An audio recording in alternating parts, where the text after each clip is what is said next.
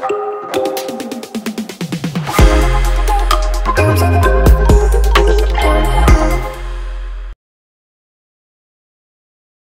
toutes et à tous, ravi de vous retrouver donc pour ce nouveau live IMT pour l'industrie du futur. Alors, ce sera le dernier avant les congés d'été, avant leur reprise au mois de septembre.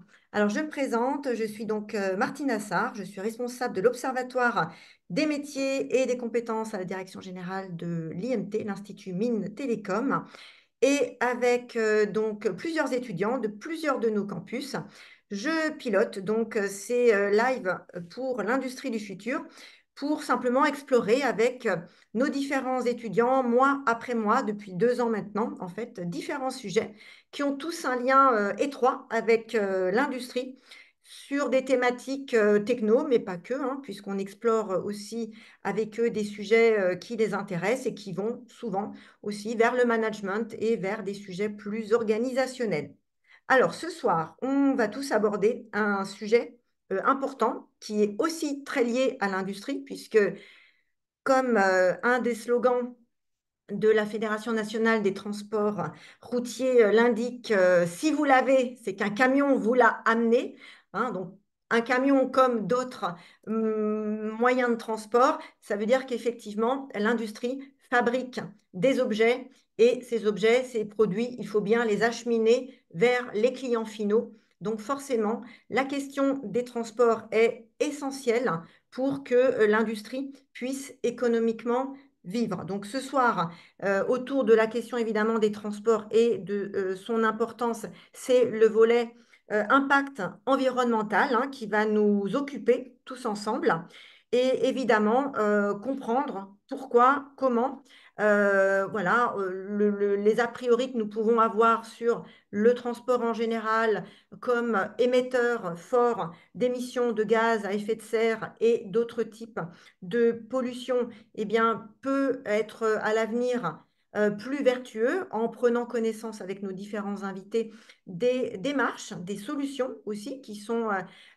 mises en œuvre pour justement mieux préserver l'impact de notre planète avec ces services, ce service du transport qui doit continuer à fonctionner, mais qui doit aussi eh bien, évoluer avec des normes, donc des normes réglementaires plus drastiques et aussi peut-être des comportements de nous consommateurs qui doivent être aussi peut-être un peu plus vertueux pour que l'ensemble puisse correspondre à un équilibre que nous recherchons tous, hein, qui soit plus en lien avec la transition écologique énergétique dans laquelle nous sommes engagés. Alors, avec moi ce soir, deux étudiants qui vont déjà se présenter. Fleur, je te donne la parole pour savoir un petit peu plus qui tu es. Bonjour, je m'appelle Fleur, je suis étudiante aux mines de Saint-Étienne en deuxième année et actuellement en stage à Airbus Hélicoptère. Donc la thématique du transport, c'est une thématique qui m'intéresse en général, autant du point de vue d'une ingénieure que d'un point de vue plus personnel en tant que consommateur. Merci Fleur. On passe la parole à Gabriel. Bonjour, donc Gabriel, étudiant en dernière année à IMT Nord-Europe. Alors, je suis moins familier avec la question du transport. Mon domaine, c'est plutôt l'informatique, mais je participe au live depuis assez longtemps. Donc, j'aime bien justement découvrir un peu des nouveaux horizons, toujours liés à l'industrie. Et c'est un plaisir d'être ici. Merci beaucoup, Gabriel. Et donc, Fleur et Gabriel vont ce soir interroger donc quatre invités qui vont un petit peu nous faire découvrir leurs travaux, leurs recherches, leur secteur également. Donc, avec nous ce soir, Aurélie Joubert. Donc, Aurélie, vous êtes enseignante-chercheur à IMT Atlantique et vous aurez l'occasion, quand vous aurez la parole, comme nos autres invités, de vous présenter un petit peu plus largement. Hugo Legril, vous êtes chargé d'affaires au chantier de l'Atlantique. Erwan Sellerier, vous êtes délégué aux affaires techniques, à l'environnement et à l'innovation à la FNTR. La FNTR, c'est la Fédération nationale des transports routiers. Et avec nous également ce soir, Christophe Tarot. Christophe, vous êtes président de Consultruck et vous nous direz en quoi Consultruck accompagne et aide également le secteur du transport routier. Voilà, eh ben, je laisse la parole déjà, je crois, je ne sais plus si c'est Fleur qui démarre ou Gabriel, en tout cas un de vous deux pour commencer les échanges. Je vais commencer. Merci beaucoup, Martine, pour cette introduction. Donc, sans plus attendre, on va commencer avec vous, Aurélie. Est-ce que vous pouvez peut-être vous présenter un peu plus en détail, notamment votre école, peut-être votre parcours, vos domaines de recherche? Oui, bien sûr. Donc tout d'abord, je vous remercie pour l'invitation. Donc effectivement, je suis enseignant-chercheur à IMT Atlantique depuis 2010 sur le campus de Nantes, dans le département système énergétique et environnement. Alors je suis diplômée d'une école d'ingénieur en génie de l'environnement et j'ai un doctorat et une habilitation à diriger des recherches en génie des procédés. Alors IMT Atlantique, c'est donc une école de l'Institut Mines Télécom qui est issue de la fusion en 2017 de Télécom Bretagne et de Mines Nantes. Et donc, on a trois campus à Brest, à Nantes et à Rennes. On a trois domaines d'expertise. Ça va être le numérique, l'énergie et l'environnement. Et on encadre chaque année environ 2300 étudiants, donc en formation ingénieur généraliste, dont des ingénieurs en apprentissage et également des masters et des doctorants. Alors, mes activités de recherche, elles sont menées au sein du laboratoire de recherche GEPEA. Donc, c'est une unité mixte de recherche qui va avoir plusieurs tutelles, dont le CNRS, et qui développe des recherches en génie des procédés appliqués aux bioressources et aux écotechnologies. Et pour ma part, donc de façon synthétique, j'ai des activités de recherche qui portent sur la caractérisation et la réduction des émissions polluantes en phase gazeuse et également sur l'amélioration de la qualité de l'air. Super, merci beaucoup. On va rentrer dans le vif du sujet. Si vous peut-être nous présenter un peu la problématique entre voilà, les enjeux environnementaux et les transports, peut-être d'une façon générale et puis un peu particulièrement après dans le secteur auquel vous êtes le plus proche. Oui, alors c'est une vaste question. Alors tout d'abord, il faut bien comprendre que l'impact environnemental, c'est une notion qui est multicritère. Donc on peut considérer notamment quatre catégories principales qui sont en fait liées entre elles et dont le secteur des transports est impactant. Alors la première catégorie, c'est le changement climatique qui va s'évaluer via les émissions de gaz à effet de serre, d'émissions en équivalent CO2, qui correspond à toutes les émissions d'effet de serre, dont le CO2 et le méthane et qui prend donc en compte le pouvoir de réchauffement de chacun de ses composés. On citait les chiffres du CITEPA. Alors, le CITEPA, c'est des activités du climat et de pollution atmosphérique et qui va réaliser chaque année par secteur d'activité économique. Donc, selon le CITEPA, le secteur des transports représentait 30% en 2022 des émissions d'équivalent CO2. Donc, c'est le secteur le plus émetteur, en grande majorité issu du transport routier, qui représente 31% de ces émissions nationales. Et à noter, c'est un facteur d'émission qui est en hausse par rapport au chiffre de 90. Alors, il y a d'autres catégories. Par exemple, sur ces impacts environnementaux, il y a la consommation des ressources. Donc là encore, les transports ont un impact important, puisqu'on va avoir recours à des carburants fossiles, notamment, à des métaux lourds également pour les batteries. Et il y a deux autres catégories. Ça va être pollutions diverses, donc qui vont être émis notamment pendant l'usage du véhicule par le biais de la combustion du carburant et qui vont ensuite atteindre les différents compartiments, donc l'air, l'eau et le sol. Et puis, il y a l'atteinte à la biodiversité via l'artificialisation des sols ou encore l'impact sur la faune et sur la flore, donc qui va être lié notamment aux émissions de polluants. Donc, plus précisément, les polluants gazeux et particulaires qui sont émis par le secteur des transports vont avoir un impact environnemental sur l'acidification, sur l'eutrophisation et sur la pollution photochimique. Et évidemment, un impact Excusez-moi, sur sanitaire. Oui, l'eutrophisation, peut-être, si vous pouvez juste expliquer le terme. l'eutrophisation, ça va être effectivement l'enrichissement, notamment de l'eau avec des composés qui vont perturber complètement les équilibres naturels. D'accord. Alors pour le secteur des transports en particulier, c'est le principal émetteur des NOx, donc des oxydes d'azote, puisque ça représente 49% des émissions nationales en 2022, d'après le CITEPA. Encore une fois, c'est dominé par le transport routier. Alors ce qu'il faut quand même noter, c'est que c'est un chiffre qui est fortement en baisse par rapport au chiffre de 1990, notamment grâce à l'introduction de procédés de post-traitement sur les véhicules, les pots catalytiques notamment. Les transports contribuent aussi aux émissions de particules fines, vous en avez tous entendu parler, qui ont un impact sanitaire très important. Elles sont classées maintenant comme cancérigènes, mais à hauteur, entre guillemets, seulement de 10% par rapport aux émissions nationales. Et on peut noter qu'il y a une baisse par rapport au chiffre de 90. Quand même, on peut citer pour les transports qu'il y a un polluant qui n'est plus dont les transports n'est plus une source clé, c'est le dioxyde de soufre, qui pourtant représente des enjeux sanitaires et environnementaux importants, notamment des impacts sur la biodiversité. Et ça, c'est grâce à la désulfuration des carburants, mais des carburants routiers. Donc cette problématique du SO2, c'est par contre toujours une question pour le transport maritime. Donc ça me permet de faire un petit focus sur ce transport maritime puisqu'il va y avoir une teneur en soufre dans les carburants utilisés qui est plus importante. Alors il y a malgré tout des réglementations qui sont mises en œuvre, évidemment, notamment à l'échelle européenne, et qui mettent en place des zones de contrôle où le bateau, ou donc des zones de contrôle où lorsque le bateau va rester à quai pendant plus de 2 heures, et dans ces cas-là, la teneur en soufre doit être beaucoup plus faible dans le carburant, je crois que c'est inférieur à 0,1%. Ou alors, il faut avoir recours à des procédés de post-traitement au niveau des bateaux, en utilisant notamment des laveurs qu'on appelle des scrubbers. Alors, il D'accord. y a d'autres polluants, il y a des métaux lourds, il y a des polluants organiques persistants comme les HAP, les dioxines et furanes. Donc tout ça, c'est émis par l'usure, notamment pour le routier, ça va être l'usure des pneus, des freins ou de la route, et évidemment ou à la combustion. Et donc ça va dépendre beaucoup de la composition du carburant. Alors les leviers d'action, mes collègues vont en parler. Évidemment, ça s'inscrit dans un cadre réglementaire. On l'a déjà un peu invoqué pour le maritime.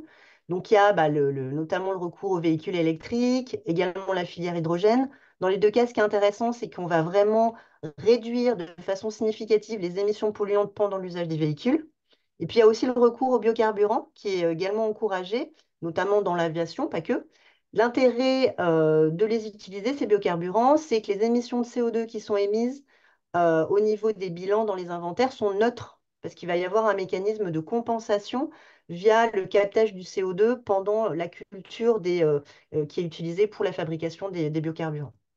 Alors, juste D'accord. pour conclure sur cette question rapidement, je voulais simplement rappeler que pour comparer différents modes de transport ou de motorisation, à une échelle globale ou d'une filière, il faut vraiment considérer les émissions des véhicules durant toutes les étapes du cycle de vie. On a beaucoup parlé de leur utilisation. Dans le cas de moteurs à combustion, donc c'est l'émission de CO2 et d'autres polluants, mais il faut aussi considérer leur fabrication et leur fin de vie. Et aujourd'hui, il faut savoir que c'est souvent attribué à d'autres secteurs d'activité au niveau des inventaires. D'accord. Merci. Bah, c'était une overview globale très claire. Et donc oui, on vous avez bien opposé au début, donc on voit qu'il y a quand même une pollution plus forte due au transport routier. Vous, votre domaine, c'est le transport dans le secteur maritime. On va d'abord commencer sur ce point-là, puis après, au fil des intervenants, on va se diriger vers le transport routier. Est-ce que peut-être vous pouvez nous parler de ce que de votre projet en labo, de vos travaux de recherche liés justement à ce sujet? Oui, tout à fait. Alors, ce n'est pas un projet en labo, je vais vous l'expliquer. En fait, il s'agit de deux projets dans lesquels on a été et on est encore impliqué, qui s'appellent CapNav et Eminav, qui sont financés par l'ADEME. Et donc, l'objectif de ces projets, c'est de caractériser les émissions de particules fines et de composés gazeux qui sont émis par le transport maritime. Donc, à la fois sur une propulsion classique, diesel, et sur un moteur qui fonctionne au gaz naturel liquéfié, dont les émissions polluantes sont réduites, mais qui peut quand même présenter un risque au niveau des émissions de méthane. On parle de méthane slip. Donc, on s'est intéressé notamment aux particules fines parce qu'il peut y avoir une évolution réglementaire attendue justement sur ces bateaux. Donc, ce qu'on fait, c'est qu'on réalise des campagnes de mesure sur des bateaux en prélevant et en analysant des fumées directement à l'échappement en conditions d'usage. Donc, on va utiliser des analyseurs de gaz ou de particules en ligne directement. Et on va aussi utiliser des fils de prélèvement et des cartouches pour faire des caractérisations chimiques au laboratoire. Et ensuite, on calcule des facteurs d'émission qu'on va corréler aux paramètres du navire, en particulier à la charge du moteur, parce que ça va être le paramètre le plus influent. D'accord. Et on regarde ensuite l'impact des manœuvres sur ces facteurs d'émission, notamment en zone portuaire, parce qu'on sait que c'est là qu'il va y avoir l'exposition la plus importante des populations. Alors juste, j'ai quand même cité les collègues, enfin les gens qui travaillent dans ces projets-là. Donc on est 6 partenaires. Il y a ces deux projets sont faits piloter par l'ESTACA, qui est une école d'ingénieurs dans le secteur des transports. Il y a également deux armateurs, donc Penarbed et Britannique, mettent à disposition pour les campagnes expérimentales. Il y a le constructeur Les Chantiers de l'Atlantique, donc qui apporte son expertise du secteur. Et on a aussi un porteur d'innovation, EcoGaz, qui propose une solution additive qu'on ajoute dans le carburant pour réduire les émissions. D'accord. Et justement, donc, Ouais. ces travaux-là, comment ils permettent d'accompagner les compagnies de transport à fonctionner? Mmh. Comment ça permet de changer, d'avoir un impact? derrière. Bah, l'idée, c'est d'avoir de retombées de façon à pouvoir établir des recommandations pour les compagnies de transport maritime et pour le personnel navigant, pour qu'ils aient conscience de l'impact des conditions d'usage, donc de comment ils utilisent leur moteur sur les facteurs d'émission. Alors après, on peut aussi apporter une contribution pour le calcul de ces facteurs d'émission, justement, qui sont employés dans les inventaires aujourd'hui, ou pour le calcul des taxes. Je prends l'exemple des taxes sur le méthane dans le cas des motorisations au GNL. Et puis, bah, c'est aussi une façon de quantifier les gains effectivement obtenus en termes d'émissions de polluants gazeux et de particules fines avec ces deux solutions qu'on a explorées dans ces projets. Donc, le GNL d'un côté et la solution additive pour un moteur qui fonctionne au gasoil, qui sont des éléments finalement stratégiques pour les constructeurs, pour les aider à définir l'orientation des futurs navires, pour que ces navires soient plus vertueux en termes d'émissions. D'accord. Et peut-être une dernière question avant de passer à la suite. Est-ce que vous avez d'autres projets que vous voulez lancer ou d'autres projets qui résonnent un peu avec le thème de notre live du jour? Oui, bah oui, je vous remercie pour cette pareil, en fait, avec ce qu'on a développé au laboratoire, dans le cadre d'une collaboration avec un industriel français, mais cette fois-ci du traitement des déchets. Et en fait, c'est une expertise sur la capture de particules fines avec des laveurs, donc des scrubbers, appliqués donc aux fumées d'incinération de déchets. Donc aujourd'hui, on a développé une approche qui va combiner des tests au laboratoire en conditions multi-échelles, du terrain numérique avec des simulations multiphasiques. Et en fait, tout ça nous permet de dimensionner et d'optimiser des scrubbers. Et on est aujourd'hui arrivé à obtenir des performances de traitement de particules fines et ultra fines vraiment très intéressantes, en combinaison avec de l'absorption de polluants gazeux, notamment du dioxyde de soufre, en optimisant en fait les conditions de fonctionnement de ces scrubbers. Donc je pense qu'il y a un réel intérêt à transférer en fait ces connaissances vers le secteur maritime en particulier, avec des partenaires intéressés, et puis compte tenu évidemment des évolutions réglementaires qui sont à prévoir pour réduire ces émissions polluantes, notamment quand on est en zone portuaire. Merci beaucoup pour toutes ces informations. C'était super clair. Ça nous fait une très belle façon de rentrer dans le sujet. C'était très complet. Je vais te donner la parole, Fleur, pour passer à la suite. Oui, parfait. Donc, je vous remercie également. Donc, on a un décor qui est bien posé et nous allons pouvoir voir maintenant avec Monsieur Le Grill, donc chargé d'affaires chez Chantier de l'Atlantique, comment une entreprise en lien avec les transports maritimes peut évoluer et évolue dans ce décor. Donc, bienvenue, Merci. Monsieur Le Grill. Bonsoir. Tout d'abord, est-ce que c'est possible, est-ce que vous pouvez vous présenter et présenter votre Oui. organisation, s'il vous plaît? Bonsoir et merci pour l'invitation. C'est un plaisir d'intervenir dans ce genre d'événement. Surtout que je suis un ancien élève. Moi, j'ai été diplômé en 2011 de ce qui s'appelait à l'époque les mines de Nantes et qui maintenant est l'IMT Atlantique. Je suis issu de l'option qui s'appelait Génie des systèmes énergétiques. Quand j'ai quitté l'école, je suis parti 3 ans en région parisienne faire du consulting, majoritairement dans le groupe EDF, dans sa division nucléaire et dans sa division hydraulique. Et j'ai rejoint les chantiers de l'Atlantique en 2014. Donc, pendant quelques années, j'ai été ingénieur de conception de systèmes techniques, donc vraiment un vrai métier d'ingénieur de conception, avant de basculer sur ma fonction actuelle qui est d'être chargé d'affaires, c'est-à-dire en charge sur une série de navires de la zone, ce qu'on appelle la zone machine, c'est-à-dire la zone production d'énergie et propulsion du bateau, donc tous les réseaux combustibles, moteurs, vapeur, production d'eau, qui sont donc très liés à la thématique du jour, en charge de ça d'un point de vue technique, budgétaire et contractuel vis-à-vis de l'armateur. Et alors, pour répondre à la deuxième partie de votre question, les chantiers de l'Atlantique, donc on est une entreprise située à Saint-Nazaire, d'environ 3000 salariés, dont l'activité principale est la construction de grands navires et notamment les navires à passagers, les paquebots. On construit de temps en temps quelques navires militaires aussi, quelques grands navires militaires que les autres industriels du secteur ne peuvent pas construire dans leur outils industriels. Et depuis quelques années, on a opéré, disons, une diversification d'activités. On a une branche maintenant qui travaille pour les énergies marines renouvelables. Nous sommes concepteurs, fabricants et installateurs de sous-stations électriques pour les parcs éoliens offshore. Tous les parcs éoliens, notamment de côte française, sont équipés d'une sous-station électrique construite par nous. Et nous avons également développé une activité dite de service pour accompagner les armateurs dans leur volonté, soit de rétrofit, c'est-à-dire de modernisation d'un ou de plusieurs navires, notamment dans le cadre de l'amélioration de leur performance énergétique. Très bien, ça a l'air très intéressant. Et comme vous l'avez dit, vous avez un point de vue, grâce à votre travail, qui peut être très intéressant pour notre thématique d'aujourd'hui. Donc, globalement, est-ce que vous avez quelque chose à ajouter sur la façon dont un bateau pollue, vous, comment vous le voyez depuis votre place? Et plus précisément, quelles évolutions avez-vous pu observer ces dernières années pour faire face aux pollutions dans le secteur maritime? C'est, c'est un sujet ou un domaine qui est en très grande évolution depuis quelques années, en tout cas dans le secteur du transport de passagers. Les paquebots polluent, ou peuvent polluer de plusieurs manières, par des rejets solides, par des rejets liquides, par des rejets dans l'atmosphère. Et puis il y a une quatrième composante qui est encore un peu méconnue, mais sur laquelle on essaie de commencer à travailler, qui est le bruit, et notamment le bruit sous-marin que peut véhiculer un paquebot. On ça fait, c'est pas penché sur ça au Conseil d'Atlantique, on s'y est penché depuis 2008. On a des équipes R&D qui travaillent sur le sujet depuis 2008 et sur l'amélioration de l'empreinte environnementale d'un paquebot. Parce que, comme je vous disais, un paquebot, il peut polluer, entre guillemets, de plusieurs manières, euh, par les rejets solides. Donc, il y a une réglementation, c'est ce que rappelait Aurélie tout à l'heure, il y a une réglementation de l'Organisation maritime internationale qui interdit les rejets solides en mer. Donc, vous ne verrez plus, comme ce qui a pu être le cas il y a maintenant des années, de navires qui rejettent ses poubelles à la mer sans aucune sanction. C'est maintenant formellement interdit.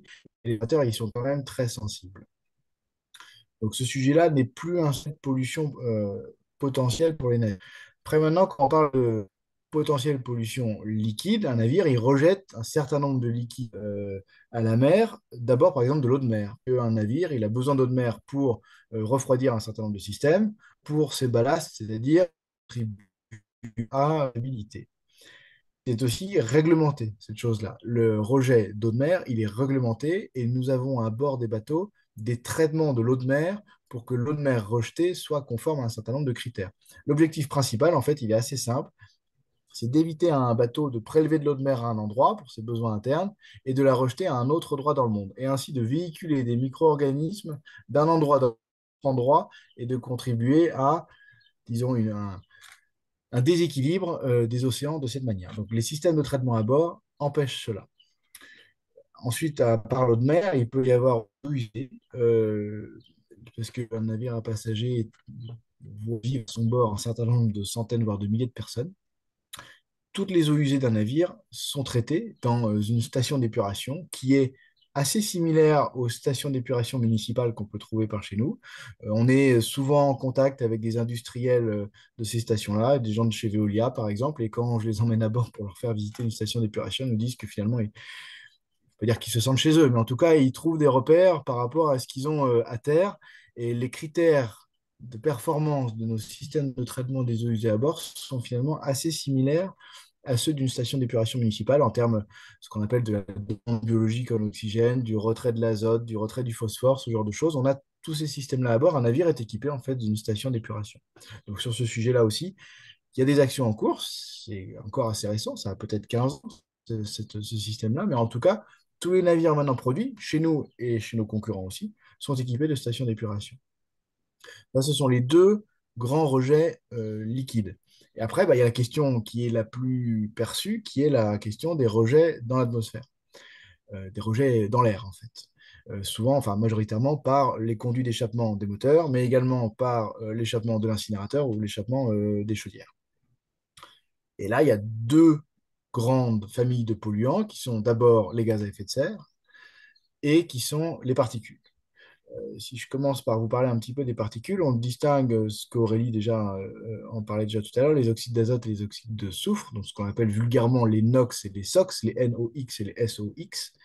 Et pour traiter ça, on peut soit installer des scrubbers, c'est-à-dire des laveurs de gaz d'échappement, mais ça c'est majoritairement quand les navires fonctionnent au fioul lourd, et ça c'est de moins en moins le cas, heureusement. Vous ne voyez plus maintenant un paquebot sortir de chantier naval fonctionnant au fioul lourd. Et la deuxième étape pour réduire ces émissions de particules, c'est les pots catalytiques, ce qu'on appelle des SCR, des sélectifs catalytiques réducteurs, qu'on installe sur tous nos navires également et qui permettent drastiquement de réduire le niveau de ces particules émises dans l'atmosphère. Et donc, en faisant ça, ce niveau de particules est quand même réduit. Il y a quand même une autre action qui mérite d'être menée. On voit souvent dans les grands médias des reportages sur des associations de riverains, on le voit souvent à Marseille, qui se plaignent des émissions de particules émises notamment par les paquebots lorsqu'ils font une escale, puisque un paquebot en escale, il a quand même besoin d'énergie pour alimenter toute sa partie dite hôtel, les cuisines, les cabines, et ce genre de choses, produire son air conditionné. Donc il maintient toujours un moteur en route pour assurer ce besoin-là. Une action qui est en cours et qui commence à être imposée aussi, en tout cas dans tous les ports d'Europe, c'est d'être capable de brancher le navire sur le réseau électrique de la ville. Et ainsi, un navire qui arrive au port, par exemple à Marseille, si on reprend l'exemple de Marseille, il est capable de se brancher sur le réseau électrique et ainsi d'éteindre tous ses moteurs et de ne plus avoir aucune émission dans l'air dans le cadre de son escale. Mais ça, c'est une vraie avancée, notamment pour les villes, puisque quand on voit tous les riverains, les associations de riverains qui font même des mesures d'émissions de particules lorsque les paquebots sont à quai, le fait d'être capable de brancher avec ce qu'on appelle, alors on parle toujours en anglais, mais une shore connection, donc une connexion de quai, ça permet d'éviter ça. Donc ça, c'est pour la partie, disons, particules. Et pour la partie gaz à effet de serre, il y a une action qui est la plus tangible qu'on voit, c'est le changement de combustible. Passer du fioul lourd au gasoil et maintenant même au gaz naturel liquide. Et passer au gaz naturel liquide réduit quand même sensiblement les émissions de gaz à effet de serre. Au-delà de réduire drastiquement les émissions de particules, le passage au GNL permet de réduire aussi les émissions de gaz à effet de serre.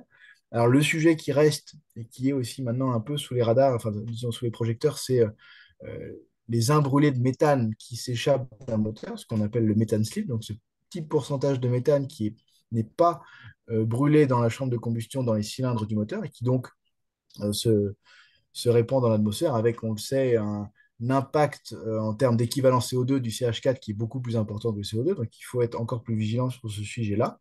Mais en tout cas, le changement de fuel, de carburant, contribue à réduire les gaz à effet de serre. Et deuxième action, c'est l'efficacité énergétique du navire en lui-même. Alors, ce n'est pas visible, mais un paquebot, je parle des chantiers de l'Atlantique, qui sort de nos chantiers aujourd'hui, il consomme 30% de moins que le même paquebot il y a 10 ans. On a réussi à optimiser de 30% la consommation énergétique du bateau. Pour ce qui est l'industriel, de nous sortir le même chiffre. Comment on a fait? En optimisant d'abord ce qu'on appelle la carène, c'est-à-dire la forme de la coque du bateau, pour que la résistance à l'avancement, parce qu'en fait, un bateau, il pousse sa vague tout le temps, donc il y a ce qu'on a une résistance à l'avancement qui est forte, et donc en optimisant la forme de la carène, on arrive à réduire l'impact énergétique, et aussi en faisant énormément de pédagogie auprès des armateurs sur la manière d'opérer leur bateau, sur la manière d'opérer les cuisines, sur la manière d'opérer la buanderie, sur le passage au tout LED dans tous les éclairages du bateau. On arrive comme ça à gagner énormément de consommation énergétique sur nos navires. On est maintenant, Chantier de l'Atlantique, aussi reconnu pour cette expertise-là. Et dans le cadre de l'activité service dont je vous parlais au début tout à l'heure, les armateurs viennent nous voir pour nous demander conseil en termes d'efficacité énergétique sur la manière d'optimiser leur consommation. D'accord. Et globalement, en deux mots, est-ce que vous avez quand même encore des clients qui sont réfractaires au changement et comment vous arrivez à faire face à ce genre de comportement? C'est un peu sociologique, c'est-à-dire que selon la nationalité de l'armateur, il y est plus ou moins sensible. Le cas, c'est presque caricatural, mais un armateur américain est beaucoup moins sensible aux questions environnementales qu'un armateur européen. On a eu beaucoup de mal avec un de nos armateurs principaux américains à lui faire admettre qu'il fallait que ces navires soient maintenant propulsés au GNL plutôt qu'au fioul lourd. Lui, il n'avait qu'un raisonnement économique qui lui disait que la tonne de fioul lourd sur les 30 années qui viennent allait être à un prix très bas, comparé au mètre cube ou au mégawattheure plutôt de GNL. Et donc, il dit, moi, je ne veux pas passer au GNL, je veux rester à mon fioul lourd. Et ça nous a pris plusieurs mois de discussion, un peu de discussion commerciale aussi, avant de lui faire admettre que la bonne idée pour le futur, parce qu'un navire est opéré 30 ou 40 ans, c'était de basculer au GNL. Donc, on est une industrie de projet. On construit ce que nos armateurs, ce que nos clients nous commandent. On n'a pas un navire un peu zéro émission et on essaie de trouver quelqu'un qui veuille bien l'acheter. On construit ce que nos armateurs nous commandent, mais on a quand même un devoir de conseil, de leur expliquer de notre point de vue ce que va être l'évolution future, ce qui est leur responsabilité sociétale aussi face à ce qui va se passer dans les 30 ou 40 ans qui viennent, ce que vont être les réglementations en vigueur, parce qu'il y a de plus en plus de réglementations qui se mettent en œuvre sur des taxations à la pollution, on va dire ça comme ça. Ils commencent à y être quand même de plus en plus sensibles. Et certains maintenant commencent à euh, comment dire, même aller un peu au-delà. Il y a par exemple le croisiériste Ponant, la compagnie du Ponant, qui est en train d'essayer de faire construire euh, un navire qu'ils disent zéro émission. Bon, voilà, on va voir comment ils veulent le faire, mais en tout cas, voilà, ça devient aussi un argument chez eux. Donc, Mm. la transition se fait plus rapidement et plus facilement chez certains que chez d'autres, mais globalement, elle se fait. Et donc, globalement, si vous avez quelques mots à dire aux ingénieurs, aux futurs ingénieurs qui nous écoutent, s'ils ont besoin, s'ils ont envie d'avancer dans cette voie et de contribuer au projet que fait les Chantiers de l'Atlantique, quels sont vos besoins en termes de recrutement et quel type d'ingénieur vous cherchez? Alors, je ne vais pas refaire l'affiche, mais we need you, hein. On a besoin de vous. On recrute 500 personnes là. On met des affiches partout. Dans la gare Montparnasse, il y a des grandes affiches Chantier de l'Atlantique. On cherche à recruter. On a besoin de 500 personnes en ce moment. Tout type de postes sont ouverts. On a besoin d'ingénieurs de conception. On a besoin d'ingénieurs qui vont faire de la conduite de travaux à bord. On a besoin d'ingénieurs qui vont essayer les bateaux. Et il y a une idée qui est un peu dans la tête de certains, c'est nous ne recrutons pas des spécialistes de la construction navale. Moi, je suis diplômé de les mines de Nantes. Je n'avais aucune connaissance en construction navale quand je suis arrivé au chantier de l'Atlantique. Et ça marche très bien. On a d'abord besoin d'ingénieurs généralistes qui ont la tête bien faite et ils apprendront sur le tas. On leur apprendra les connaissances spécifiques au métier de la navale qu'ils auront besoin d'avoir. On a d'abord besoin d'ingénieurs généralistes qui soient capables de s'adapter. Il va se passer encore beaucoup de choses dans le domaine de la décarbonation du transport maritime et notamment du transport à passagers. On va encore changer de combustible dans les prochaines années. On est en train de construire les premiers navires au méthanol. On est en train de basculer du GNL au méthanol. On basculera sûrement après vers d'autres combustibles aussi. Comment on s'y prépare? Quelle va être la réglementation? Techniquement, qu'est-ce que ça représente? Je vous donne un exemple très simple. Le méthanol aujourd'hui, pour l'injecter dans les moteurs, on le comprime à 800 bars. Alors, trouver des systèmes qui fonctionnent à 800 bars, des tuyaux qui tiennent à 800 bars, les moteurs vont nous demander 800 bars. Comment tout ça, on le met en œuvre dans un navire alors qu'un fonctionnement au GNL classique, on parle de 10 bars à l'entrée du moteur, là on va parler de 800 sur un méthanol. Il y a des vrais enjeux techniques et technologiques sur les années qui viennent. Je vous remercie, ça, c'est des beaux projets et je pense que ça nous donne envie. Merci. Je te laisse la parole, Gabriel. Merci, je vais prendre la suite. Alors, avant de donner la parole au prochain intervenant, je rappelle à notre public qui nous suit que si vous avez des questions à poser aux intervenants, n'hésitez pas à les poser dans le chat. On aura un petit temps à la fin où on répondra aux questions. Donc, ça peut être à tous les intervenants, même ceux qui sont déjà passés. Voilà, on les posera à la fin, on les lira. Maintenant, bah, je vais donner la parole à Erwan je te laisse te présenter. On m'a dit que tu avais des slides. Oui, alors merci Gabriel. Bonsoir à toutes et à tous. Merci tout d'abord pour cette invitation. Alors, je vais évidemment partager mon écran. Hop. Est-ce que l'écran apparaît en grand?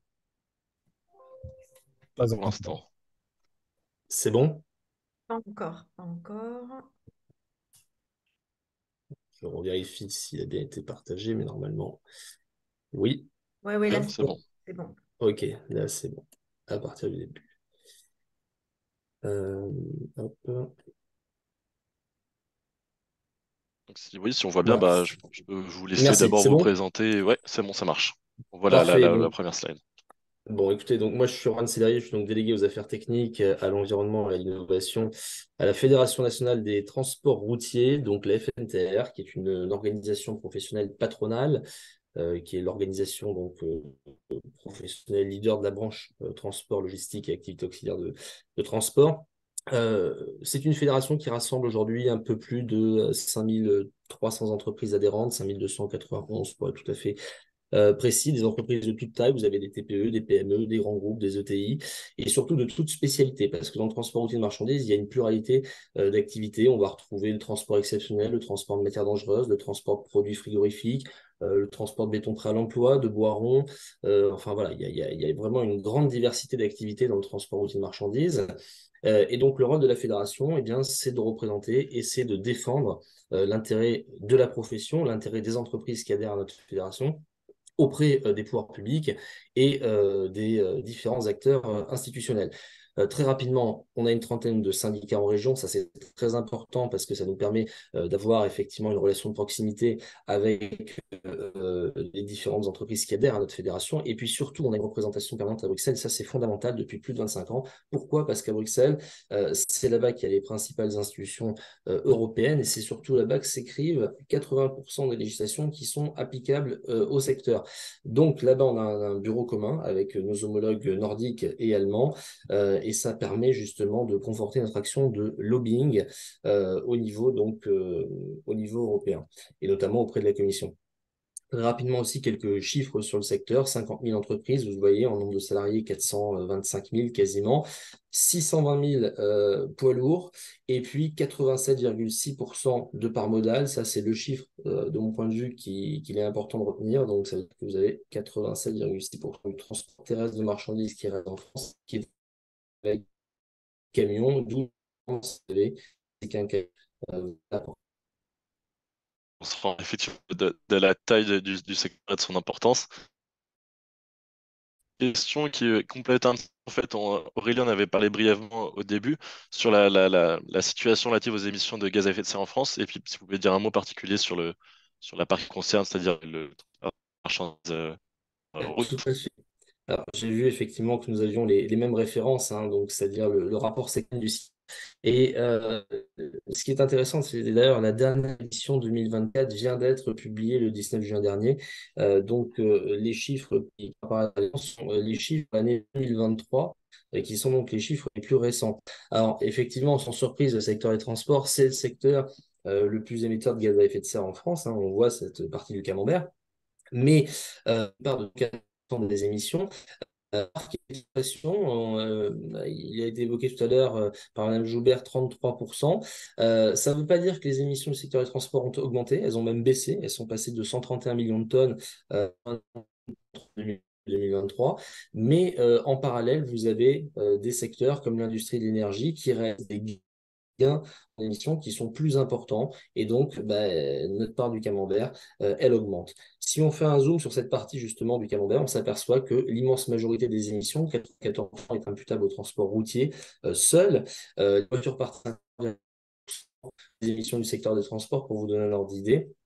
Et les camions seuls, alors quand je dis les camions, j'entends bien uniquement les camions, les tracteurs et les porteurs, c'est-à-dire qu'on n'inclut pas là-dedans les bus et les cars, puisque nous on représente que les camions, c'est 22%, moins un quart des émissions du secteur des transports. Ça, c'est un chiffre qui est en diminution, à 23% l'an passé, 24% en 2021. C'est plutôt effectivement positif à des émissions dont la tendance est à la baisse. Enfin, sur le total des émissions nationales, 7,5% du total des émissions nationales, mais c'est un chiffre qu'on doit nécessairement mettre en perspective avec la part modale de 87,6%. Dernier point, et celui-là il est important, parce qu'on a parlé de l'évolution des émissions du secteur du transport tout à l'heure dans l'intervention de Mme Joubert. Là, c'est l'évolution des émissions pour les camions entre 1990 et 2023. J'ai fait tous les 2 ans avec le dernier rapport SECTEN du CITEPA. Simplement pour dire quoi? Effectivement, factuellement, les émissions elles augmentent, elles passent, vous voyez, de 26,6 à 27,9, ça fait une augmentation d'un peu plus de 4%. Mais quand on analyse les chiffres, il faut toujours les mettre en perspective avec 2 aspects. Le premier, c'est l'évolution du parc sur la période. En 1990, le parc poids lourd, c'était 550 000 véhicules. Vous avez vu en 2023, c'est 620 600 véhicules. Premier point, augmentation de 12% du parc. Deuxième point, il est important, c'est l'évolution des volumes. Quels sont les volumes transportés? En 1990, on parlait de 180 milliards de tonnes-kilomètres pour le transport routier de marchandises intérieures, de plus de 3,5 tonnes. On est aujourd'hui, en 2023, à 296,2 milliards. En 2022, on n'a pas les chiffres 2023, 296,2 milliards de tonnes-kilomètres. Donc, vous avez une augmentation des volumes de près de 65%, tant et si bien que si vous faites le calcul et que vous ramenez tout ça à la tonne-kilomètre, eh bien, on se rend compte qu'en réalité, les émissions, elles ont diminué de près de 36%, d'un peu plus de 36% même. Donc ça, c'est très important toujours d'avoir ces éléments à l'esprit. Merci beaucoup sur ces chiffres et ces précisions. Hugo, on parlait, il me semble, avant, du coup, avec par exemple les Américains qui veulent euh, faire plus de profits, qui vont moins s'attarder sur la responsabilité sociétale. En Europe, il y a aussi des réglementations qui sont fixées, puisque c'est le gouvernement qui va essayer d'appliquer et de réduire cette pollution. quels sont les objectifs justement fixés par la réglementation européenne, les réglementations nationales, voire internationales, en matière de réduction de ces émissions de gaz à effet de serre? Eh bien, on les voit, ils apparaissent à l'écran. C'est effectivement des objectifs qui sont fixés d'abord au niveau européen. Vous avez le Green Deal. En matière de mobilité durable, hein, c'est un objectif de réduction de moins 90% en 2050 par rapport à 1990. Vous avez aussi le Fit for 55, on le voit, moins 55% en 2030 par rapport à 1990. Et nous, ce qui nous intéresse surtout, c'est le règlement sur le CO2 des poids lourds. Alors, celui-là, celui qui est affiché a été révisé depuis. Le nouveau règlement a été publié au journal officiel. Jusqu'à présent, on était sur des objectifs de réduction de moins 15% des émissions par rapport à une période qui va du 1er juillet 2019 au 30 juin 2020 et de 30% à horizon 2030. On est passé à moins 45% en 2030, moins 65% en 2035 et moins 90% en 2040. Ça, c'est très important d'avoir à l'esprit cette réglementation parce que cette réglementation, elle oblige les constructeurs. Elle oblige les constructeurs, s'ils veulent atteindre ces objectifs, à utiliser des véhicules dits zéro émission. Et ce qui a été dit tout à l'heure était très intéressant. Au niveau européen, eh bien, on ne prend en considération les émissions qu'à l'échappement du véhicule. On ne regarde pas l'analyse de cycle de vie, ce qui est une erreur monumentale parce que quand on compare effectivement la pertinence eh bien, d'une technologie par rapport à une autre, d'une énergie par rapport à une autre, c'est bien effectivement de regarder dans sa globalité finalement. Il est évident que c'est pas parce qu'un véhicule électrique ne va pas polluer localement que sa production ou le recyclage des batteries ensuite, eh bien, lui ne va pas générer des émissions de gaz à effet de serre. Donc, effectivement, au niveau européen, on est sur une vision à l'échappement, ce qui fait qu'un véhicule zéro émission, dans la définition qui est prévue par l'Europe, c'est un véhicule qui a zéro émission à l'échappement. Donc, typiquement, ce sont des véhicules électriques à batterie et des véhicules hydrogène. Si les constructeurs ne respectent pas ces obligations, ils ont des amendes, elles sont colossales. On parle de 4 200 euros par gramme par tonne kilomètre. Donc, c'est absolument énorme. Donc, les constructeurs, ils sont pieds et mains liés. Ils n'ont pas le choix. Ils sont obligés de produire des véhicules électriques et hydrogène. Vous prenez Carlos Tavares, il n'est pas du tout pour l'électrique. Pour autant, produit de l'électrique parce qu'il est obligé. Voilà. Donc, on est dans cette situation aujourd'hui, ce qui est, de mon point de vue, une erreur, parce qu'en attendant, on se prive d'autres technologies qui pourraient nous permettre de réduire nos émissions dès à présent. Et malheureusement, on ne les utilise pas forcément parce qu'on reste dans cette approche. Et puis, au niveau français, il y a la stratégie nationale bas carbone. Donc, ça, c'est vraiment la feuille de route de la France pour lutter contre le changement climatique. Donc, on a les mêmes objectifs en matière de neutralité carbone à horizon 2050. Et puis, on a un objectif de réduction intermédiaire de moins 40% en 2030, mais il sera sévérisé. Il devrait être actualisé pour passer à moins 55% dans la prochaine SNBC. Ok. Du coup, on voit bien le contexte, les objectifs. Maintenant, comment les transporteurs vont se positionner justement pour essayer de répondre et d'atteindre ces objectifs?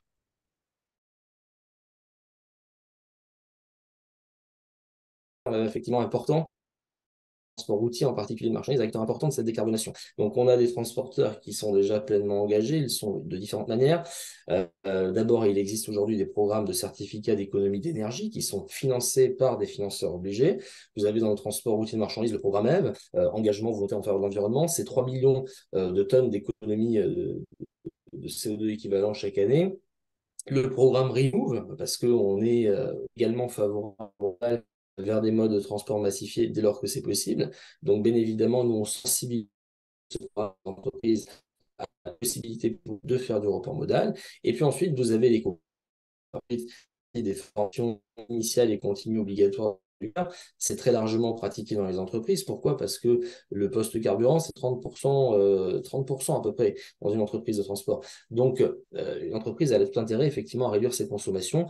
Et le CNR nous dit qu'en 20 ans, depuis 2000, on a une réduction qui est à peu près de 15,4% donc en litres par 100 km. C'est le rendement de. Alors, c'est un aspect effectivement qui a une incidence sur la réduction des gaz à effet de serre, bien sûr, mais aussi sur les polluants atmosphériques, on l'a évoqué tout à l'heure, où là, les progrès sont absolument spectaculaires dans le transport routier, puisqu'on est passé de la norme Euro 0 en 1990 à la norme Euro 6 aujourd'hui. Sur la globalité des polluants, on est entre moins 90 et moins 100% quasiment. On pourrait aussi, mais je ne vais pas rentrer dans ces détails, vous donner les chiffres détaillés si vous le souhaitez. Ce qu'il faut bien comprendre, c'est qu'on a des chefs d'entreprise qui renouvellent leur parc de véhicules dans le compte d'autrui à peu près tous les 4 ans. Aujourd'hui, on a 75,4% du parc de poids lourds qui est aux normes européennes d'émissions les plus restrictives, soit Euro 5, soit Euro 6. Et on a également des investissements dans des véhicules à énergie alternative. Le gaz, hein, c'est la première énergie, à peu près 9000 véhicules, le B100, le HVO, donc les biocarburants, et puis dans une moindre proportion, mais ça commence à arriver, notamment l'électrique à batterie. On a eu l'an dernier un peu plus de 1000 véhicules qui ont pu être cofinancés grâce notamment à un appel à projet. D'accord, donc voilà les engagements, les solutions vers lesquelles se tournent et votre rôle en tant que fédération que vous représentez ici, elle va se jouer à quel niveau? Alors, en fait, le problème, si vous voulez, c'est que dans tout ça, si on veut accélérer ce processus, eh bien, on a une problématique, c'est qu'on a des chefs d'entreprise qui ont un besoin de visibilité. D'accord. C'est-à-dire qu'ils ont un besoin de visibilité à la fois sur l'offre de véhicules qui existe, quelle est cette offre, hein, finalement, quelle est l'adéquation de cette offre avec les différents usages qui sont là, quel est le coût également de cette offre. Est-ce qu'il existe effectivement, est-ce qu'on aura suffisamment d'énergie pour alimenter l'ensemble des véhicules? Est-ce qu'on a un réseau de distribution et de recharge qui est suffisamment adapté, émaillé sur le territoire français? Quid des pertes de productivité qui vont être liées au passage justement à une autre énergie alternative, notamment en raison des pertes de charge utile sur les véhicules électriques? Et puis, quel est l'accompagnement financier dans tout ça finalement? Donc, ils sont un petit peu dans le flou et donc le rôle de la fédération, c'est de pouvoir leur apporter eh bien, des éléments de réponse par rapport à l'ensemble de ces questions. Alors, qu'est-ce que nous faisons au niveau de la fédération? On a bien évidemment engagé un certain nombre de travaux avec les services de l'État. Les derniers en date sont les feuilles de route de décarbonation des véhicules lourds, puisqu'on avait la loi climat et résilience qui demandait à chaque grand secteur émetteur d'élaborer une feuille de route de décarbonation au plus tard au 31 décembre 2022. Donc, c'est ce qu'a fait le secteur des véhicules lourds. Nous étions co-rapporteurs dans le cadre d'un groupe de travail. Les conclusions, quelles sont-elles? C'est de dire que globalement, vous avez dans le secteur des transports, finalement, une décarbonation qui nécessite absolument de s'appuyer sur un mix d'énergie qui soit adapté de véhicules et d'usage. On ne peut pas décarboner en se concentrant massivement sur une seule énergie. Ça n'est pas réaliste. Et aujourd'hui, vous avez quatre grandes énergies, l'électrique à batterie, l'hydrogène pile à combustible, donc le GNV, biogène-V, et puis donc les carburants liquides bas carbone, B100 HVO. Je résume très rapidement, l'électrique à batterie, intéressant, ça commence à émerger, des autonomies encore très faibles, autonomie très faible, veut dire pertinence sur de la courte distance, de la logistique urbaine par exemple, mais pas pour faire du transport national, pas pour faire du transport international. Vous avez le contrainte opérationnel, des temps de recharge qui sont très longs, une charge utile qui est affectée, un réseau de distribution qui n'est pas suffisamment dense et maillé, et tout ça fait que le développement de cette technologie à court terme eh bien, il est assez limité. Ensuite, vous avez l'hydrogène. Alors, l'hydrogène, c'est encore à un stade beaucoup moins avancé que l'électrique à batterie, mais pour autant, c'est vraiment une technologie d'intérêt. Pourquoi? Parce que finalement, avec l'hydrogène, vous avez à la fois des temps de recharge qui sont beaucoup plus courts, mais vous avez également des autonomies qui sont beaucoup plus grandes. Le problème, c'est que le développement de l'hydrogène, c'est lié à un écosystème avec une maturité qui est encore extrêmement insuffisante aujourd'hui, et ce qui fait qu'on a des prix des véhicules qui sont très élevé.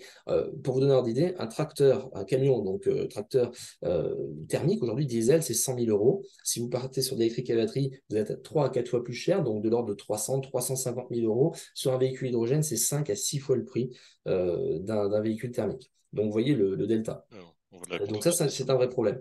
Et puis ensuite, sur le gaz, c'est évidemment, lorsqu'il est bio, une solution intéressante. Ça permet en plus, dans le contexte actuel, c'est plutôt bien de le souligner, de participer à la souveraineté énergétique française. Mais à l'évidence, le problème, c'est que les constructeurs nous disent, nous, on oriente massivement notre production vers des véhicules électriques parce que l'Europe nous le demande.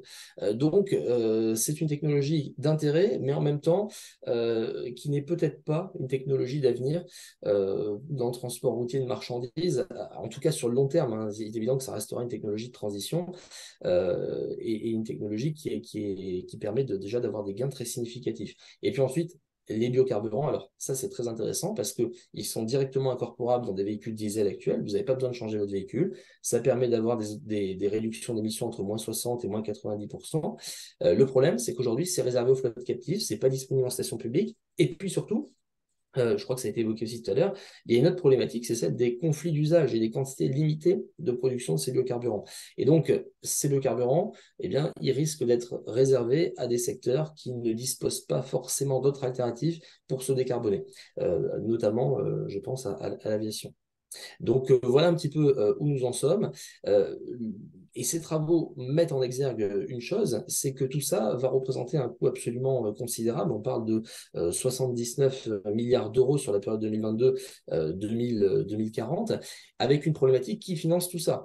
On est aujourd'hui dans un contexte de crise économique dans le transport routier de marchandises, des marges structurelles qui sont extrêmement faibles, 1 à 2%, des capacités d'endettement d'entreprises qui sont limitées. Et donc, tout ne peut pas reposer sur le transporteur. Donc, ça veut dire qu'il va falloir l'implication peut-être également des chargeurs, mais il faudra que les chargeurs acceptent de payer le prix de prestation de transport qui est réalisé avec un véhicule dit zéro émission à un coût plus élevé. Il faudra peut-être effectivement une contribution de l'État et des aides, mais il ne vous aura pas échappé qu'on est dans un contexte de coût budgétaire avec 10 milliards plus 20 qui ont été annoncés par Bruno Le Maire. Donc, c'est aussi difficile. Et il faudra peut-être au bout du bout que le client accepte également de payer le prix du transport à un prix plus élevé, et donc le produit final, finalement, à un prix plus élevé. Donc Tout il y à a fait. une vraie sensibilisation à faire aussi de ce point de vue-là. On voit toutes les contraintes derrière le verdissement des flottes de véhicules, parce que c'est vrai que l'hydrogène, les biocarburants, c'est quelque chose dont on entend souvent parler en termes d'information dans les médias. Là, au moins, on voit pourquoi est-ce que c'est parfois difficilement applicable. Est-ce qu'il n'y aurait pas aussi d'autres possibilités, d'autres leviers de décarbonisation, très rapidement Oui. avant de passer au dernier intervenant, Oui, puisque très rapidement, effectivement, j'ai été un peu long. Oui, il y a d'autres leviers, et les autres leviers, ben, vous les voyez à l'écran, c'est ce qu'on appelle le verdissement du fret. Et ça, c'est un levier qui est finalement extrêmement important. C'est-à-dire qu'on peut jouer sur l'évolution de la demande de transport, on peut jouer sur l'amélioration de l'aérodynamisme des véhicules, sur l'optimisation des chargements. On peut jouer également sur la massification, le report modal. La massification, c'est par exemple l'utilisation de ce qu'on appelle les méga camions. Alors, il y a eu un débat qui a été très controversé récemment. On pourrait en débattre pendant beaucoup de temps, mais c'est pas l'objet de la discussion d'aujourd'hui. Mais typiquement, ce sont des solutions qui permettent effectivement de transporter plus effectivement de marchandises avec effectivement un seul véhicule, et donc de diminuer le nombre de véhicules sur les routes. Et de diminuer donc forcément les consommations associées, et donc les émissions également. Vous voyez, ce schéma, il est très intéressant. Pourquoi? Parce que si on regarde le tableau d'abord de gauche, vous voyez que, je ne sais pas si on voit ma souris, ouais, mais sur voilà, ce petit carré, c'est ce que représente le verdissement des flottes de véhicules à horizon 2030. Et tout ce qui est à côté, ça, c'est le verdissement des flottes. Donc, à l'évidence, le verdissement du fret, pardon. Le verdissement du fret est un levier beaucoup plus important de décarbonation à horizon 2030 que le verdissement des flottes. Et on voit qu'à horizon 2040, si on fait le calcul, on est sur des leviers qui sont quasiment d'égale importance, ce qui veut dire une chose, ça veut dire que le verdissement des flottes de véhicules, c'est bien, mais ce n'est pas l'unique levier de décarbonation. Et si on veut atteindre nos objectifs climatiques et les objectifs qui sont fixés par la réglementation européenne, il faut jouer à la fois sur le verdissement des flottes et sur le verdissement du fret. C'est absolument indispensable. merci beaucoup pour toutes ces précisions. Donc, c'est vachement intéressant, surtout sur le dernier graphique. Et après, j'imagine, comme le verdissement des flottes, le verdissement du fret a aussi des contraintes qu'il engendre. Peut-être qu'on aura le temps de répondre à des questions là-dessus à la fin. Je vais redonner la parole à Fleur pour notre dernier intervenant. Merci beaucoup, Erwan. Oui, je vais maintenant donner la parole à notre dernier intervenant de ce live, mais également notre dernier intervenant de l'année, donc Monsieur Christophe Tarot, donc président de chez Consultruck, pour continuer notre discussion sur les transports routiers. Donc, je vous laisse tout d'abord vous présenter votre entreprise et vos activités. Merci Fleur, merci beaucoup pour cette invitation, pour cette opportunité. Je pense que vous voyez mon écran, si j'ai le bon Oui, retour. Voilà, donc Christophe Tarot, donc je dirige Consultruck, dont le slogan c'est Pilotons la décarbonation des camions. J'ai créé cette entreprise il y a 2 ans et demi maintenant, après une carrière de 30 ans chez un constructeur qui s'appelle Volvo Trucks, dont j'ai été le président notamment, Volvo Trucks France. Voilà. Et donc j'ai créé cette entreprise il y a 2 ans et demi de manière à mettre mes connaissances et mes compétences au service de la décarbonation du transport routier et des camions. C'est-à-dire qu'après avoir mis des camions à la route pendant 30 ans, ben, je vais essayer d'avoir un effet positif maintenant sur l'empreinte CO2 et je suis responsable d'une partie des 620 000 camions qui se trouvent à la route en France.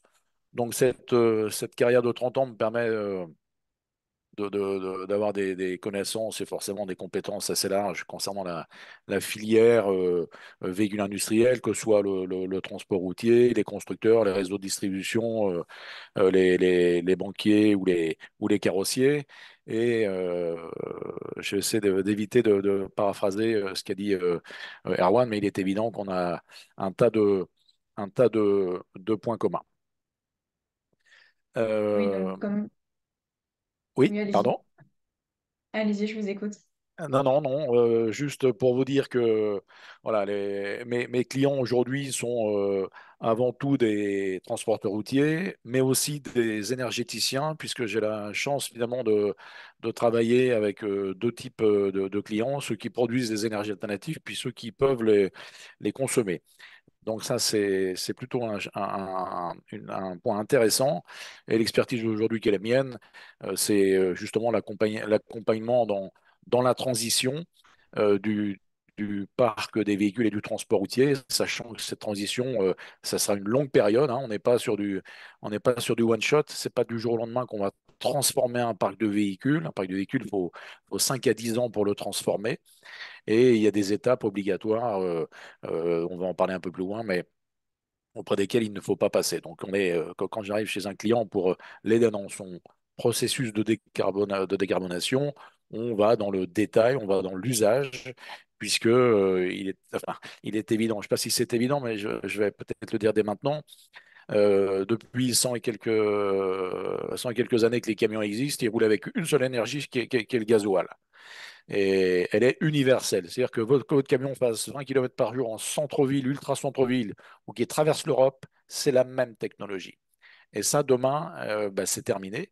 Il y aura 4, 5, 6 technologies différentes qui vont côtoyer les parcs les parcs de nos clients transporteurs. Et ça, c'est une vraie révolution. Donc, je mets mon expérience au profit de cette transition côté transporteur, mais aussi côté énergéticien, qui veulent arriver sur le marché ou qui sont déjà là avec des solutions alternatives, mais qui ne connaissent pas forcément l'environnement du transport routier, qui ont besoin d'un d'un peu d'éléments complémentaires. Merci. Donc, vous avez une expérience solide dans le transport routier. Est-ce que vous pouvez nous partager votre vision actuelle de ce secteur? Et peut-être, bah, comme vous l'avez dit, éviter de paraphraser ce que Oui, le je vais précédent éviter de intervenant a dit paraphraser et et peut-être compléter voilà. cette vision. Ouais.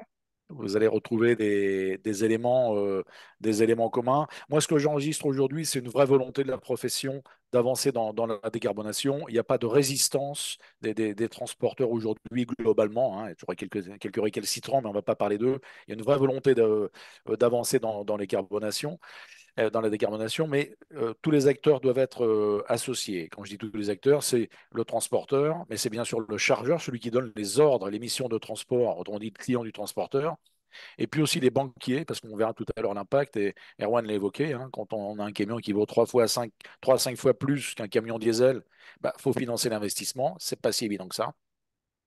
Et puis il y a aussi les carrossiers. Carrossiers, c'est ceux qui fabriquent les carrosseries sur les véhicules. Et il faut s'adapter parce qu'il y a des contraintes qui sont non négligeables pour ces métiers-là. Et dans ma vision aujourd'hui, ce que je peux dire, c'est qu'il y a des messages qui sont vraiment contradictoires et qui freinent aujourd'hui les transporteurs dans le déploiement de solutions. Il y a des messages contradictoires parce que et les messages se télescopent. Tout le monde est d'accord pour dire qu'il faut accélérer la décarbonation. En même temps, il ne nous a pas échappé que les fameuses zones à faible émission, les ZFE, qui étaient au nombre de 42 ou 43 et quelques mois encore, sont maintenant au nombre de 2, qui sont d'ailleurs pas harmonisés. Ça simplifie pas la vie des transporteurs. Et Grenoble, hier, qui était un grand défenseur de l'écologie, Grenoble vient de reporter sa ZFE. Donc, par rapport à un transporteur qui, il y a quelques mois, devait acheter un camion spécifique pour aller à Grenoble, bah, maintenant, il n'a plus de raison de le faire. Donc, c'est un peu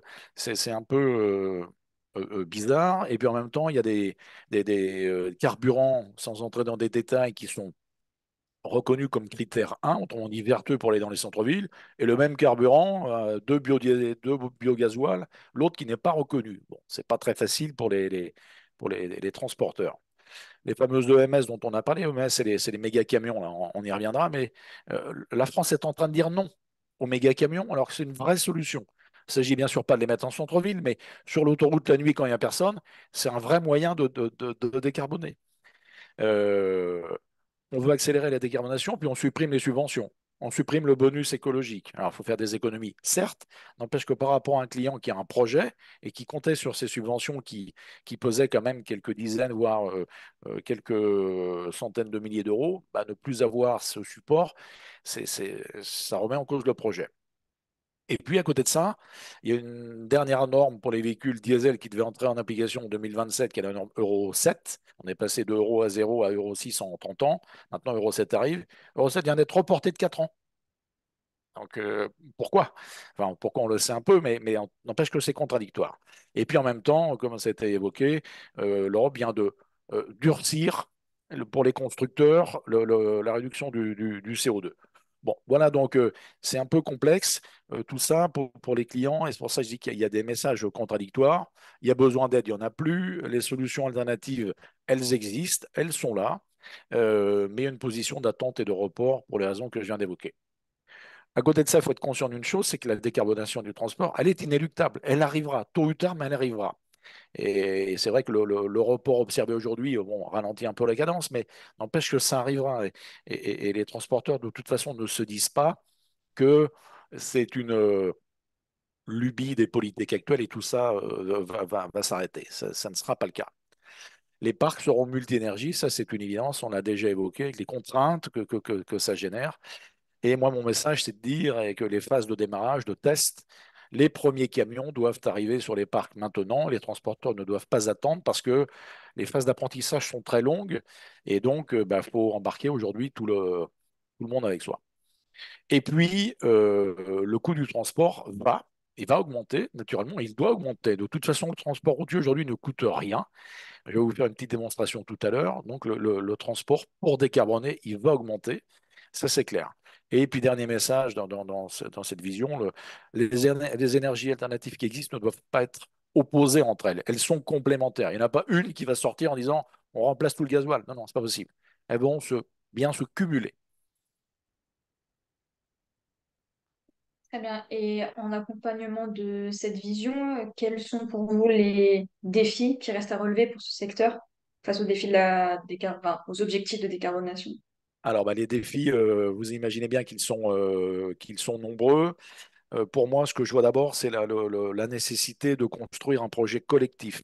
Et quand je dis collectif, c'est bien sûr d'intégrer les transporteurs, ça va de soi, aussi les chargeurs déjà nommés, les banquiers, mais aussi les énergéticiens. Parce que avoir un camion sur le parc qui est prêt à rouler avec de l'électricité sans borne de recharge sur la route, ben, ça marche évidemment pas. Donc il faut être en mesure de construire des écosystèmes complets qui soient qui est une date de démarrage synchronisée. Ça, c'est le premier point. Et puis, je vais dire qu'il faut construire un projet d'entreprise. Ça veut dire que ce n'est pas le projet uniquement du chef d'entreprise, mais il faut embarquer avec lui ses conducteurs. Un camion électrique, il a des particularités versus un camion thermique. Il faut embarquer ses exploitants. Et ça, c'est sans doute la population la plus difficile à embarquer parce que ça change des habitudes de fonctionnement. Et comme on le disait tout à l'heure, les profitabilités sont hyper faibles dans le transport. Donc, dès qu'on perturbe un, comment dire, des habitudes de fonctionnement qui sont hyper optimisées, bah forcément, on dégrade un peu les marges, ce que les transporteurs ne peuvent pas se permettre. Il faut embarquer les techniciens, parce que travailler sur un moteur diesel ou sur un moteur électrique, ça n'a rien à voir.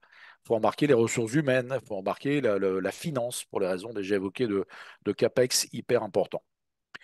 Et puis après, bah, les défis, il faut financer tout ça. Déjà évoqué, hein, 3 à 5 fois le prix d'un camion diesel.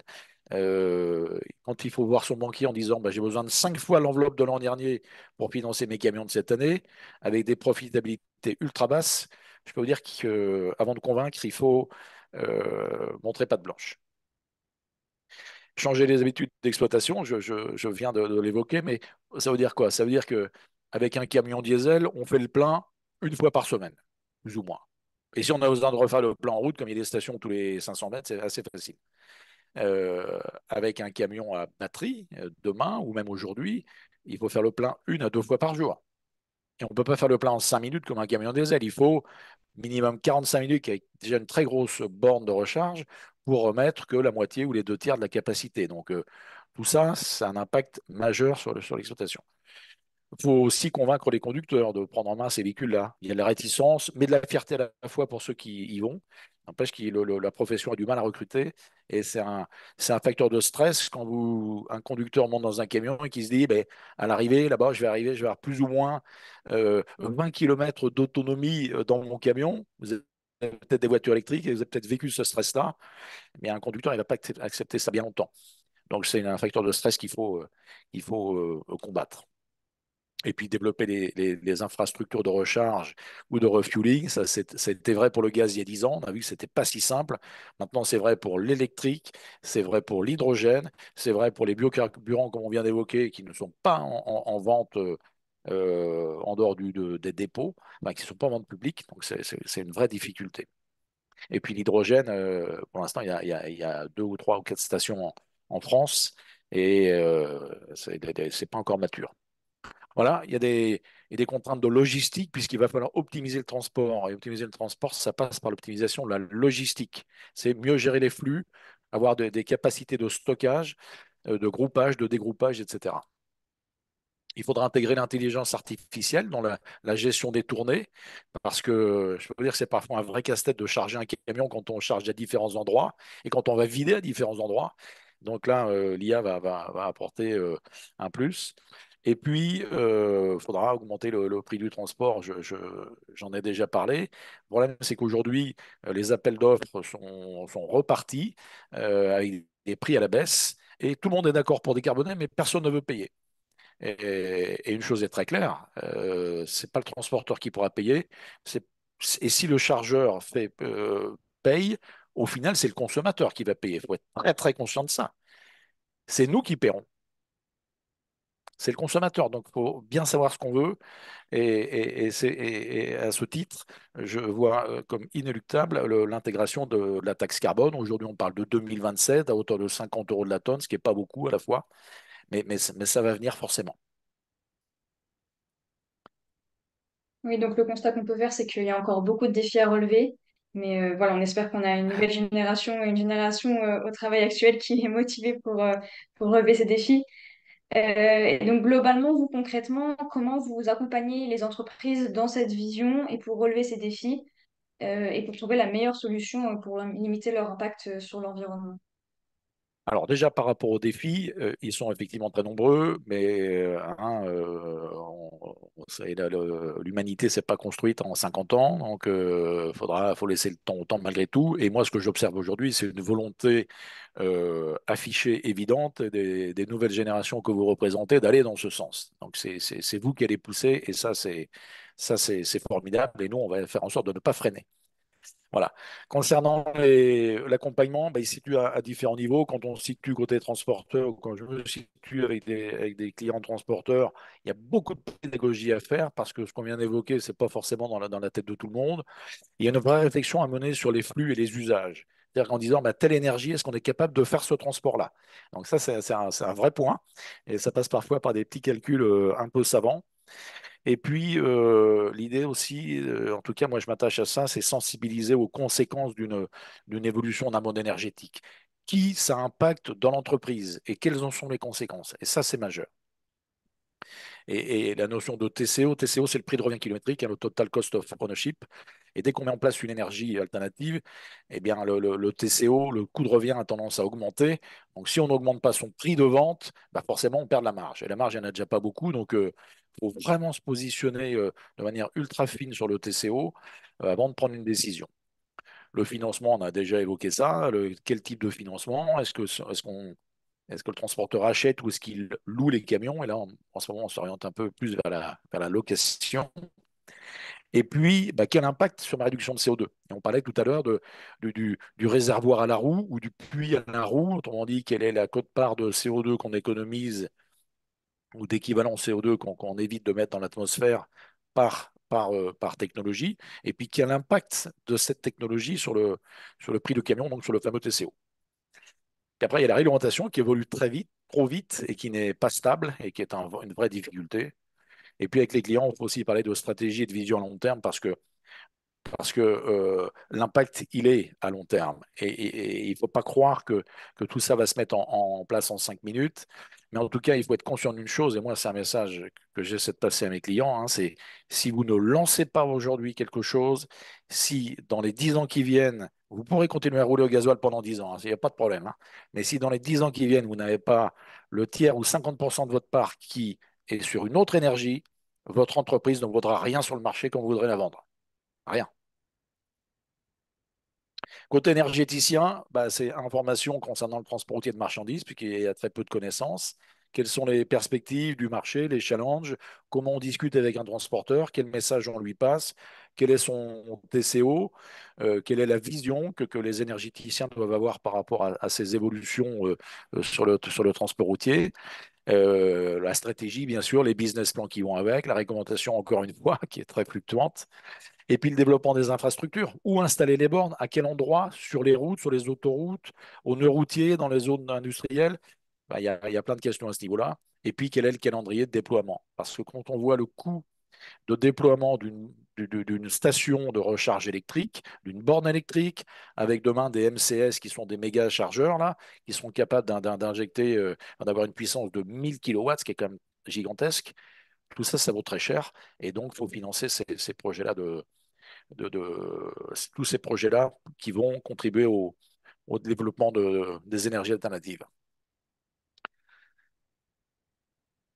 Très bien. Et donc, pour continuer sur les solutions que vous proposez, en appui des accompagnements. Alors, des solutions, ce qui me plaît, c'est que bah, des solutions, il y en a. On part pas de zéro et il y a une liste de solutions qui sont là. Je ne vais pas revenir dessus, elles ont été évoquées par Erwan et les solutions techniques. Moi, j'en dénombre même 6. Et puis, il y a ce qui a été évoqué aussi, l'amélioration continue sur l'existant. Et je vais reprendre je vais donner un repère ultra facile. Il y a 30 ans ou 30 et quelques années, quand j'ai commencé dans la profession, un camion, ça consommait 40 litres au 100. Aujourd'hui, le même camion qui va plus vite d'ailleurs et qui a quand même plus de masse, il consomme 25 litres au 100. Donc cet écart de 15 litres, c'est 45 kilos de CO2 dans l'atmosphère qui ont été économisés en 30 ans. Donc c'est pas négligeable. Et il y a encore des sources de réduction, puisque on considère qu'il y a à peu près 1% par an de réduction de la consommation due à l'évolution technologique. Bon, ça, c'est quand même plutôt très bien. Il y a les fameuses EMS dont j'ai déjà parlé, c'est les ensembles allongés de 25 mètres 25 là.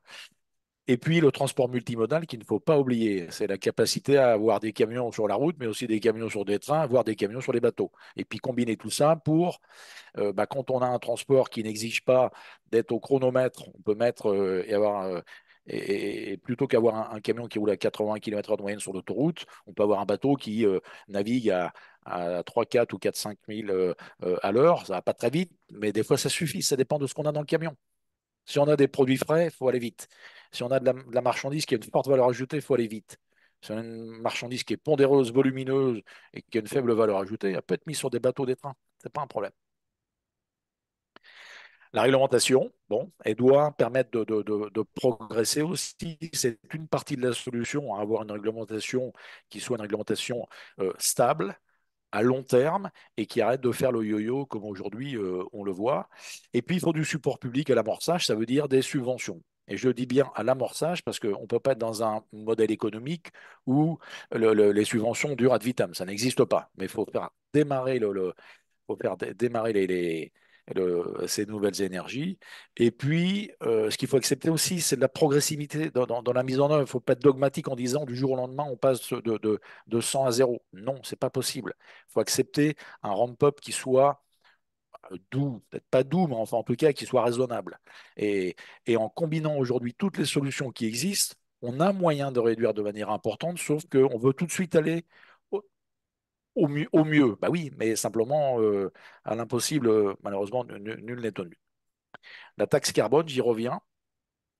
La taxe carbone, pour moi, est une solution parce qu'à un moment, il faudra bien être responsable de ce qu'on demande en termes de transport routier. Et quand on met un bien, quand on demande un service comme du transport, il y a un coût économique, il y a un coût énergétique, il y a un coût environnemental. Et ça, il faudra bien que ce soit inscrit dans une taxe carbone au juste coût du transport. L'IA est une solution déjà évoquée. Et puis après, il y a les consommateurs que nous sommes qui doivent être sensibilisés à la situation. Et là, on va en parler aussi maintenant, si vous le voulez. Parce Oui, que, tout à fait. C'est ce dont je parlais au tout début. C'est que c'est très intéressant pour nous d'un point de vue industrie et en tant qu'ingénieur.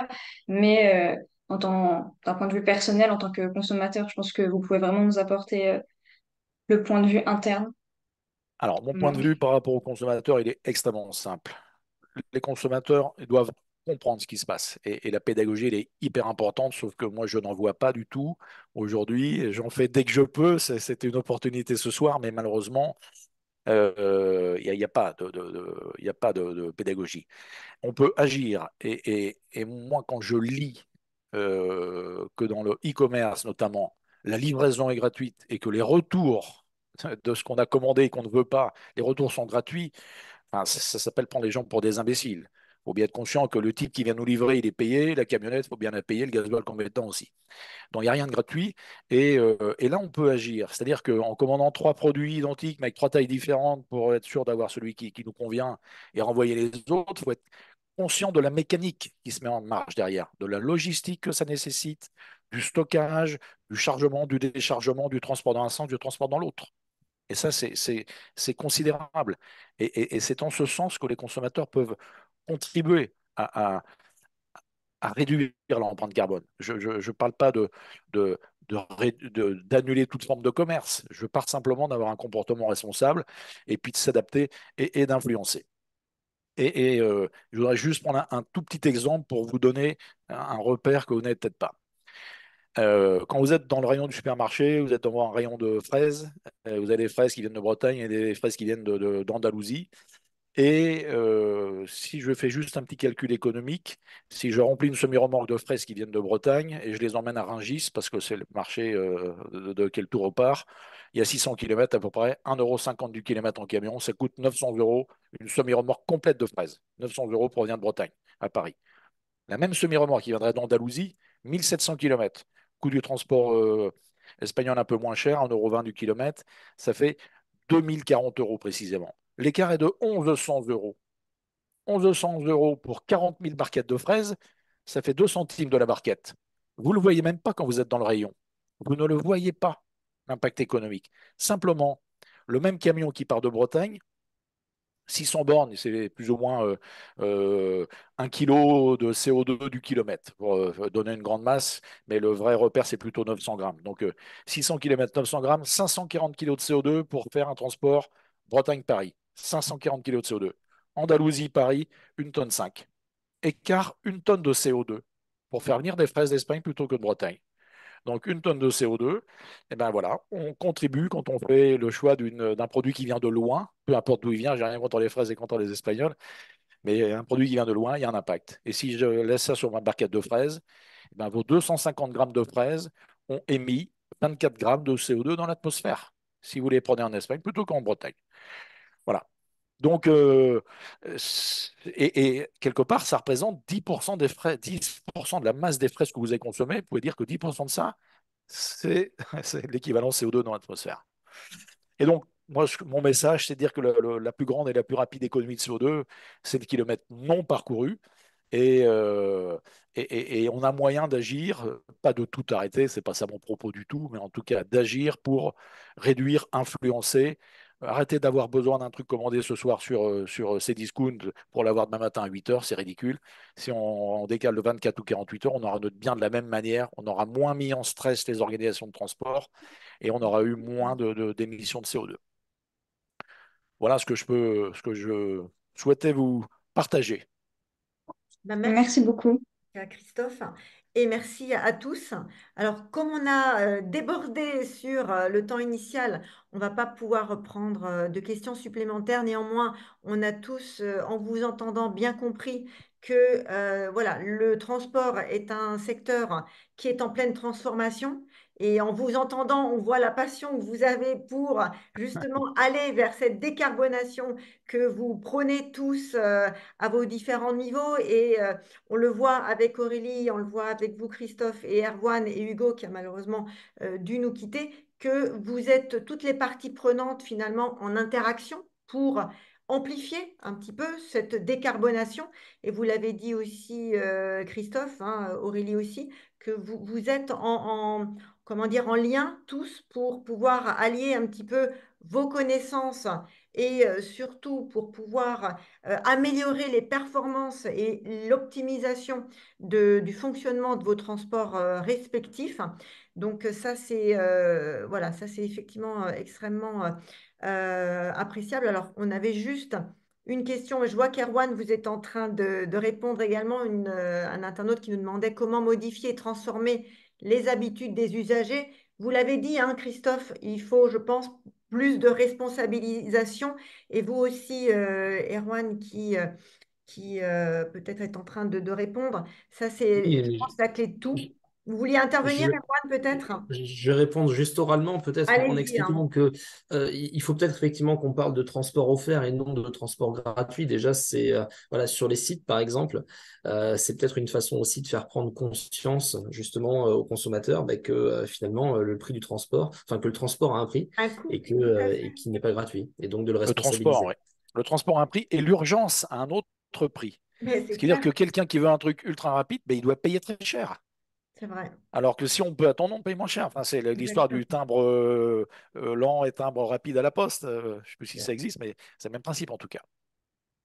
Tout à fait. En tout cas, vraiment, voilà, on voulait vraiment vous remercier. C'était complet, c'était très clair et je pense que ça a vraiment largement contribué à, pour une fois, parce qu'il n'y a pas beaucoup on va dire, de sujets qui traitent vraiment de ce côté transport, mais sur le volet de son évolution, de sa transformation, en restant toujours malheureusement un peu bloqué, focalisé sur les stéréotypes, hein, parce que effectivement, c'est polluant, on le sait. C'est clair, mais en même temps, vous n'êtes pas que bloqué sur ces constats-là, vous êtes dans des démarches et surtout des logiques d'évolution en intégrant, hein, vous l'avez dit, différentes technologies actuelles qui vont assez vite et qui permettent justement d'aller vers plus de décarbonation de ce secteur. Donc, ben écoutez, en tout cas, nous, on reste à votre disposition avec nos étudiants pour pouvoir compléter aussi, parce que je pense que c'est un gros sujet dans lequel nous aussi, consommateurs que nous sommes tous, on a aussi un rôle fort à jouer. Et en tout cas, on vous remercie. Et pour ceux qui voudront aller plus loin, je leur déjà conseille qu'effectivement demain sera disponible le replay. Donc n'hésitez pas également à le partager. On fera des communications avec nos étudiants pour voilà, le promouvoir et en tout cas de porter vos messages aussi loin qu'on puisse le porter tous ensemble. Et puis, voilà, si certains de nos internautes souhaitaient également avoir vos coordonnées, eh bien, ce sera avec plaisir qu'on vous les enverra pour aller un petit peu plus loin et en tout cas avoir cet effet un petit peu d'entraînement dans vos démarches qui sont de rendre un petit peu plus vertueux les transports dont nous sommes tous de toute manière dépendants. Voilà, un grand merci en tout cas à vous. Pour nos internautes, on les invitera à nous rejoindre donc le 26 septembre prochain. Et là, on passera sur un autre sujet qui sera la santé 4.0. Hein, voilà. Et en tout cas, le programme de tous nos prochains lives sont aussi disponibles sur le site de l'IMT. Suivez les lives Osons l'industrie du futur et vous trouverez tout le programme qui redémarrera à partir du mois de septembre. Voilà, encore un grand merci, autant à nos étudiants qu'à nos invités. On vous souhaite de passer un bel été et surtout pensez à tous les messages qu'on vient d'entendre. Soyons aussi plus responsables pour accompagner le secteur du transport en général et adopter peut-être d'autres habitudes pour vraiment accompagner aussi ces transformations. Merci à toutes et à tous pour votre participation et on vous dit à très bientôt. Merci beaucoup. Merci à vous pour votre Merci invitation. beaucoup. Bonne soirée. Merci. Merci, Au bonsoir. revoir. Au revoir. Au revoir. Merci, au revoir.